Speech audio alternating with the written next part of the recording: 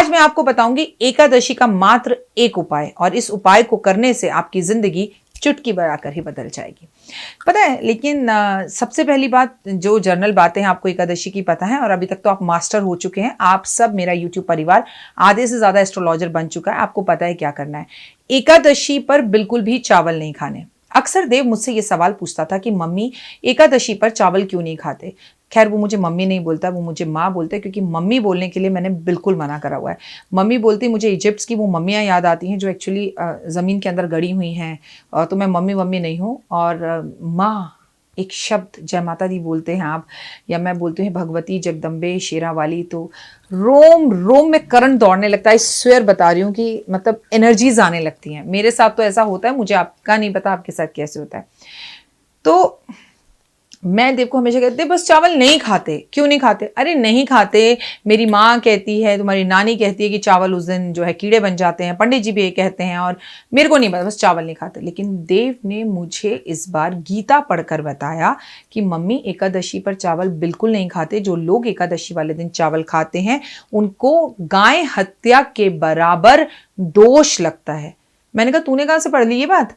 तो बोल रहा है मम्मी मैं आजकल एक बुक पढ़ रहा हूँ जो मैंने आपके ऑफिस से उठाई, और बुक का नाम है योर लाइफ 7 लास्ट डेज, मतलब आपकी जिंदगी के वो 7 दिन जब आप मरने वाले हो, उससे पहले के 7 दिन। ठीक है, तो मैंने कहा उसमें गीता कहाँ से आ गई? तो बोला मम्मी उसमें गीता के बारे में भी बताया है, चावल क्यों नहीं खाते। मम्मी आप इस घर में एकादशी पे चावल मत बनाया करो। मैंने कहा मेरा तो व्रत होता है, बट हमारे घर तो एकादशी पे चावल बनते हैं, क्योंकि हमारे घर जो लड़कियां काम करती हैं वो चावल खाती हैं। और मैं उन्हें समझाती हूँ तो वो कहती हैं दीदी हम खाना खाए बिना हमें जो पाप लगेगा हमें लगेगा, लेकिन हमें तो चावल खाने हैं। अब मैं किसी को भूखा तो नहीं रख सकती, वो उनके कर्मास है। तो मैंने कहा तू भी कई बार खा लेता है। मम्मी मुझे आज के बाद चावल मत देना, क्योंकि मैं गाय की हत्या का ये जो आरोप है अपने ऊपर नहीं ले सकता। तो दिल बाग बाग हो गया, खुश हो गया। क्यों? मैं भी नहीं चाहती कि वो एकादशी पर चावल खाए, क्योंकि पाप तो पाप ही है। दूसरी बात, ये मेरे कहने पर वो करे ये भी मैं नहीं चाहती थी। मैं चाहती थी इंटरनल उसको ऐसा फील हो, अंदर से उसको ऐसा आए कि मुझे चावल नहीं खाने। और thank God, thank you Mata Rani कि आपने मेरे बच्चे को ये सीख दी। अब आपकी बारी। एकादशी पर चावल नहीं खाते, कहने वाले ये भी कहते हैं एकादशी पर अन्न नहीं खाते, फलहार करते हैं। लेकिन ये एप्लीकेबल है उन लोगों पर जो लोग एकादशी का व्रत रखते हैं, वो अन्न ना खाएं। लेकिन आप इससे एक बात कहूंगी, कलयुग है, बीमार बहुत ज्यादा अगर आप रहते हैं, खिचड़ी खाने को डॉक्टर ने कहा है, अगर चावल के सिवा आपको कुछ डाइजेस्ट नहीं होता, आप गर्भवती हैं, आपका चावल खाने का मन कर रहा है, तो मन को मारकर भी कुछ मत करो। कहीं पर कोई मेडिकल कंडीशन है, कहीं पर कोई मजबूरी है, और कहीं ऐसी जगह पर आप हैं जहां चावल के सिवा कुछ नहीं मिल सकता, तो भाई मेरे भूखे मत रहना। कई बार कुछ पाप हो भी जाते हैं तो उसका हमारे पास हल भी है।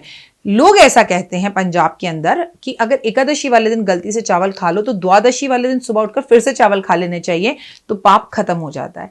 खैर ये तो हम लोगों ने अपने लिए ना नियम बना रखे हैं ताकि हम उन चीज़ों से बच सकें। लेकिन आपसे मैं कहूँगी अगर कहीं फंस जाओ मजबूरी में, तो फिर आप ये काम कर सकते हैं।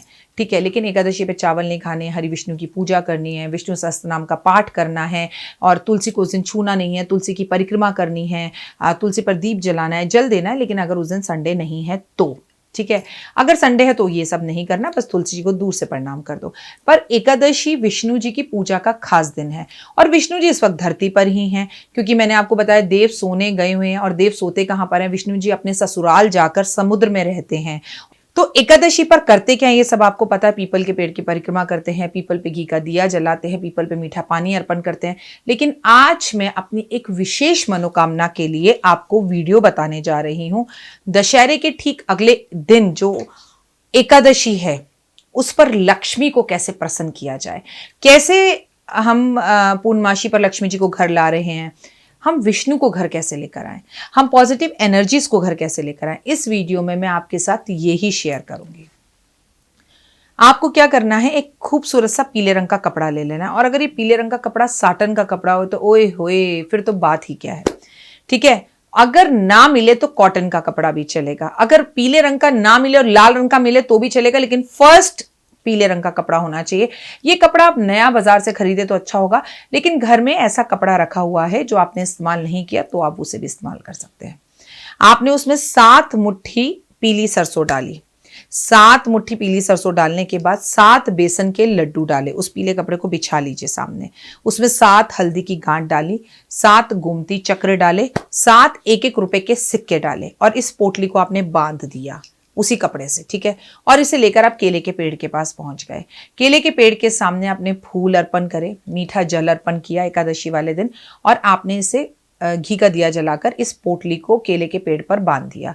अब आप लीजिए केले के पेड़ की 7 परिक्रमाएं। अगर केले का पेड़ आपके घर में है तो ये उपाय आपको अपने घर में नहीं करना है, ये उपाय आपको सामाजिक तौर पर बने हुए किसी मंदिर में जाकर करना है। अब हमने घी का दिया जलाया और केले के पेड़ की परिक्रमा करी, और मन ही मन आंखें बंद कर कर बोलना है, हे नारायण, हे सत्यदेव, हे हरि विष्णु, हे परमपिता परमात्मा, मैं आपको अपने साथ अपने घर लेकर जाऊंगा या जाऊंगी, और आपके साथ लक्ष्मी जी भी जाएंगी। आप आइए मेरे साथ, लक्ष्मी मेरे साथ चलिए और लक्ष्मी के साथ मेरे घर में परमपिता परमात्मा वास कीजिए। आपने इस पोटली को उठाया, केले के पेड़ पर बांध ही दिया था, आपने परिक्रमा कर ली, आपने घी का दिया जला दिया। आपने अब केले का एक पत्ता तोड़ना है, उस पत्ते को तोड़कर वहीं पर हल्दी से बैठकर उस पर स्वास्तिक बनाना है, केले के पेड़ के पास ही। और फिर आपने इस पत्ते को घर लाकर, चाहे तो अपनी तिजोरी में लाल कपड़ा बिछाकर उस पर इसे बिछा दीजिए, चाहे तो अपने घर के मुख्य दरवाजे पर इसे टांग दीजिए। आप देखिए आपके घर की सारी नेगेटिव एनर्जी निकल जाएगी, लक्ष्मी आएगी, रास्ते खुल जाएंगे। ये जो आप कल दशहरा मना चुके हैं उसके बाद किया हुआ ये जादुई उपाय है, एकादशी के अंदर किया हुआ ये मात्र एक उपाय है जो आपकी जिंदगी को पूरी तरह से बदल देगा और आपके घर में धन लेकर आएगा, दौलत लेकर आएगा। वैसे मैं आपसे ये भी कह सकती थी कि पेड़ के जड़ की जो पेड़ है उसकी जड़ निकाल के ले आओ, ऐसा कहकर मैं आपके फायदे के लिए पेड़ को नुकसान नहीं पहुंचा सकती कि आप पेड़ उखाड़ दो, फिर उसकी जड़ निकालो, फिर उसकी आप चाहे इतनी सी मिट्टी ले आना उस पेड़ की जहां पर आपने ये पोटली बांधी है, चाहे आप इतना सा एक पत्ते का टुकड़ा ले आना, चाहे इतना बड़ा पत्ता ले आना। अगर मैं डॉक्टर वाया राखी इस उपाय को करती या मैं करूंगी तो मैं तो पूरा पत्ता लाऊंगी, मुझे कम नहीं चाहिए, मुझे तो ज्यादा चाहिए। पत्ता लाकर मैं घर में अपना तिजोरी खाली करके साफ सुथरी करके उसमें लाल कपड़ा बिछाकर, और लक्ष्मी विष्णु को मैं बिठा रही हूं ऐसे कर उस पर उसे बिछा दीजिए, और उसके ऊपर अपने जो तिजोरी में आप सामान रखते हैं, जेवर, पैसे, पेपर जो भी है वो रख दीजिए, या फिर आप अपने घर के मुख्य दरवाजे पर इसे लगा रहने दीजिए और इस एकादशी से अगली एकादशी तक लगा रहने दीजिए। अब आप विश्वास और श्रद्धा के साथ इसे कीजिए।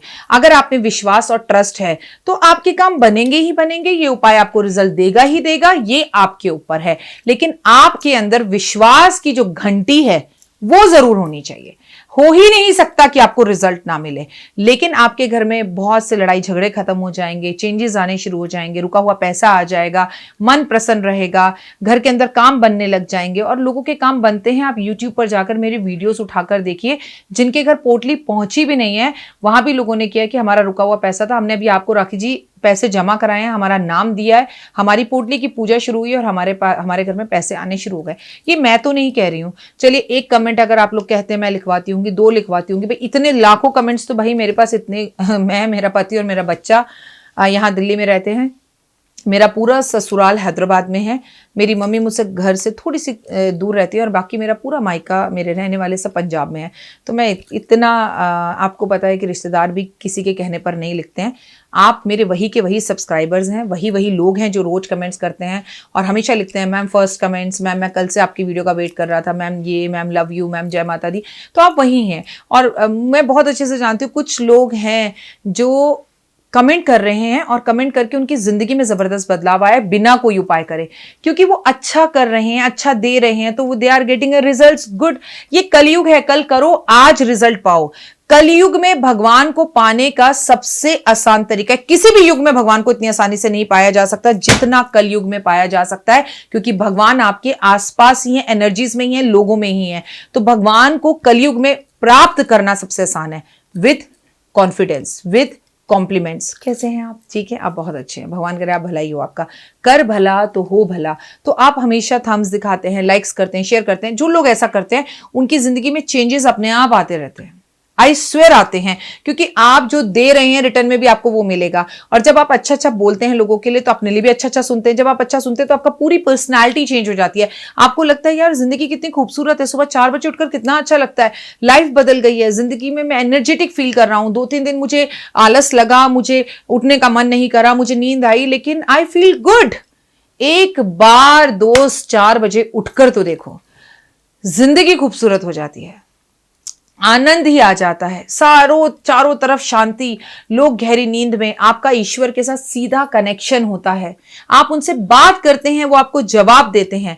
तो एकादशी की पूजा इस बार सुबह 4 बजे ब्रह्म मुहूर्त में उठकर जरूर करें। अगर आपको पीरियड्स हो रहे हैं तो आप ये उपाय नहीं कर सकते, ये उपाय आप किसी और से नहीं करवा सकते कि मैडम जी मुझे पीरियड्स हो रहे हैं, क्या मेरे हस्बैंड कर लें। अगर हस्बैंड अपनी मर्जी से विश्वास के साथ करना चाहते हैं तो ये उपाय फलीभूत होगा। आप उन पर प्रेशर डालकर जबरदस्ती ये उपाय ना करवाएं, अन्यथा इसका कोई फल नहीं मिलेगा। फिलहाल मुझे दीजिए इजाजत, अपना और अपनों का ध्यान रखिएगा। उम्मीद करती हूं आपको एकादशी की वीडियो जरूर पसंद आई होगी, जो दशहरे के ठीक अगले दिन है। और मेरे 5 मिनट स्टोरीज को फॉलो करें। अगर आपको इस एकादशी से जुड़ी हुई कहानी सुननी है तो वो आपको मेरे 5 मिनट स्टोरी चैनल पर मिलेगी। और अपनी इस वीडियो को अपने व्हाट्सएप ग्रुप्स में प्लीज जरूर शेयर करिए। मेरे ये जो 3 नंबर आपको बैनर पे दिख रहे हैं, इन 3 नंबरों को अपने सारे व्हाट्सएप ग्रुप्स के अंदर ऐड कर दीजिए, अगर आपके व्हाट्सएप ग्रुप्स के और लोगों को एतराज नहीं है, जिससे से ज्यादा परिवार हमारा बढ़े और लोगों को ज्यादा से ज्यादा इस चीज की नॉलेज हो। फिलहाल दीजिए इजाजत, लेकिन चलते चलते एक मुस्कुराहट मेरे लिए। जय माता दी।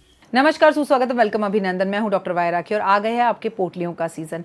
पोटलियां बिल्कुल तैयार हैं और आपने तो अब देख ही लिया कि किस शिद्दत से हम पूजा करवाते हैं। जब हमने 12 ज्योतिर्लिंगों की पूजा कराई, आपकी पोटलियों की पूजाएं चालू हैं, चल रही हैं लगातार। और अब आपको हम पहले नवरात्रे पर पोटली डिस्पैच कर रहे हैं। अपने एड्रेस, अपना गोत्र, अपना नाम हमें तुरंत भेजना शुरू कर दीजिए, हमारे पास है। और आपने कहा था राखी जी पोटली बहुत महंगी है, पोटली बहुत महंगी है, तो मैंने पोटली के रेट बिल्कुल आधे कर दिए हैं। पोटली इतनी बड़ी होती थी, उसको मैंने छोटा कर दिया है, लेकिन पोटली जितनी छोटी है उतनी चमत्कारी है। ये पोटली आपके पास पहुंचेगी, कैसे रखना है, कब रखना है, सब आपको पता चल जाएगा। नेशनल, इंटरनेशनल, जहां भी आप हैं, तुरंत हमें पोटली के लिए संपर्क करें, क्योंकि लिमिटेड पोटलियां हैं। कहीं आपका नंबर रह ना जाए, फिर बाद में सॉरी, हाँ जी प्लीज़ दे दीजिए राखी जी, ये मुझसे नहीं हो पाएगा, क्योंकि मैं अकेली हूँ और बहुत सारी पूजाएं होती हैं।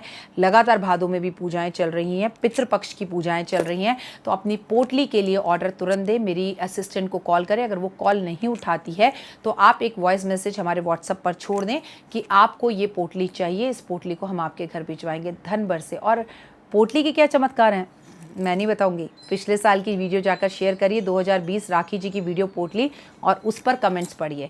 बाकी तो आप सब जानते हैं, जो मेरे परिवार का हिस्सा है वो जानते हैं कि ये पोटली नहीं, चमत्कारियों का पोटला है। फिलहाल दीजिए इजाजत, नमस्कार।